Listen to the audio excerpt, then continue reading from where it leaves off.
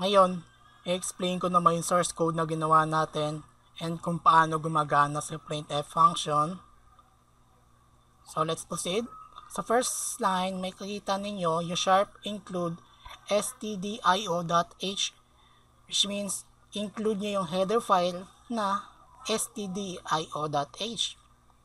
File siya na makikita natin sa directory with code blocks na na-download natin.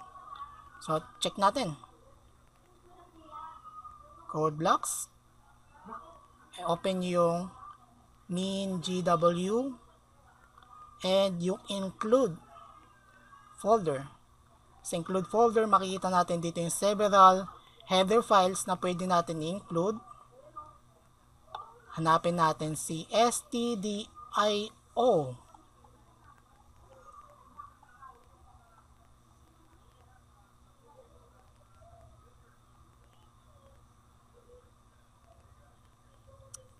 Ito siya.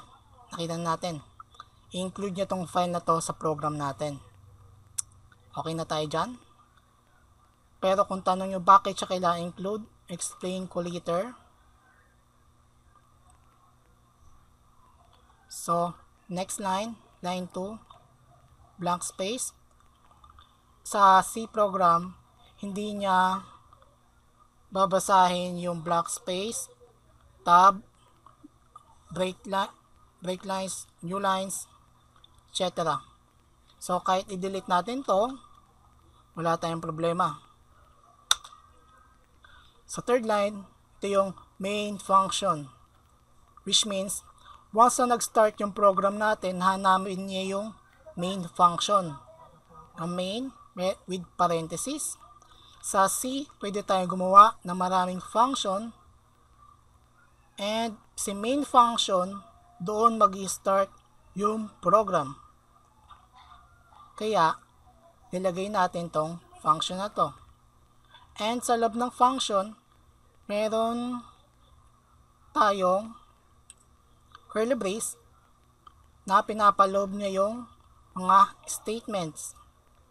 But, yung main function natin, meron siyang isang statement na printf sa line number 4.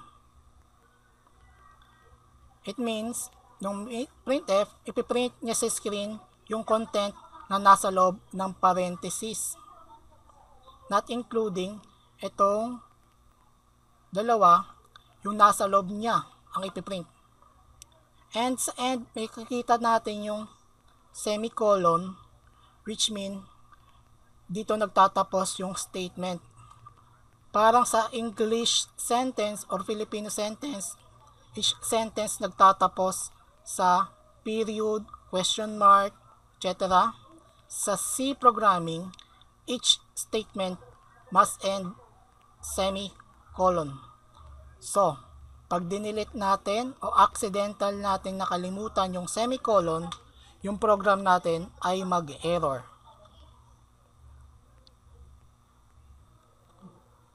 So, yung printf function ay makikita natin sa stdio.h. Kaya natin in-include si stdio.h dahil si printf function part ni stdio.h. Every time nagagamit tayo ng printf function, kailangan natin i-include itong header file na to. So, try ulit natin i-run. And ito yung program natin. Let's try gumawa pa ng another printf statements. Yan natin. I'm Juris. So, click ulit natin yung build and run para hindi na tayo mag-press ng dalawa pa. And update na siya. Hello Philippines, I am Juris. So, kung bakit ang tanong nyo, bakit hindi siya sa next new line? Dito kasi, sa source code natin, magka-separate ng line si Hello Philippines and I'm Juris. Dahil, sabi ko nga kanina, sa C program, hindi niya babasahin yung mga white spaces, new lines, etc. But, meron tayong paraan dito para makapag-create a new line sa screen natin. So, let's edit our program and add /n. Itong /n na to, explain ko next video. So, exit muna natin to para ma-enable yung build and run. And, nakababa na siya ng isa.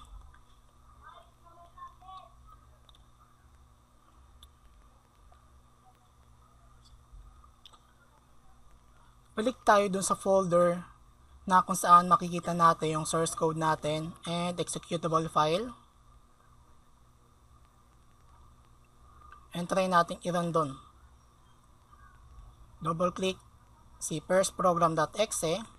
Mapapansin nyo, double click ko, mag-exit agad dahil yung program kasi natin sa loob ng main, babasahin lang niya to ng pagkakasunod-sunod and babasahin and mag-exit na agad siya.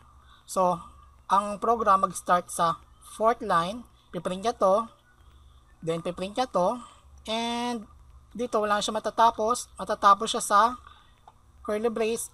So, papasok sa, lalabas na siya ng main. And magte-terminate na yung program natin.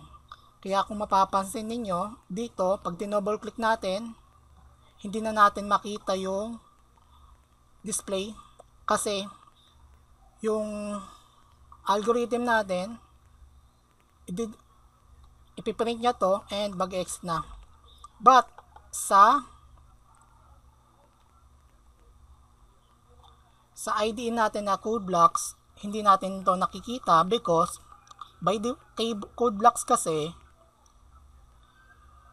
before ma-finish yung program, mag-ask siya ng keyboard key bago niya at mag-exit yung program o lumabas dito sa curly brace na to.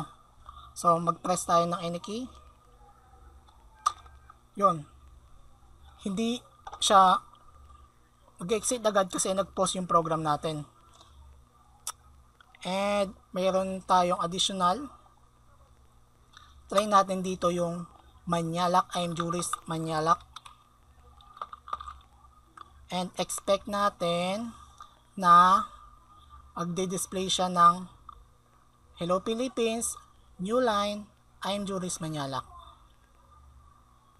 Oh, bakit hindi nag-display sa inyo? Meron naman tayong problema. Kailangan natin dito yung conversion character or conversion sequence. So, exit natin. Itong enye, replace natin ng %C and lagay tayo dito ng number na 165. Ang katumbas sa ASCII ng enye, small enye is 165. So, try natin ito. Don't worry kung di ko pa i-explain dito yung %C na to and yung /n, explain ko siya next video. Sa ngayon, gusto ko lang muna ipakita sa inyo yung kung paano gumagana si printf. So, let's build and run. And, nag-display na niya ng maayos. Yung 165 pala is capital N. So, change natin sa small n. 164. And build and run para mapatungan yung except file natin kanina. And okay na siya. So, ito na yon sa third video natin. Next video, explain ko naman kung paano gumano yung escape character or escape sequence at saka yung conversion character or conversion sequence. So, thank you. Expect ko kayo sa next video. Bye-bye.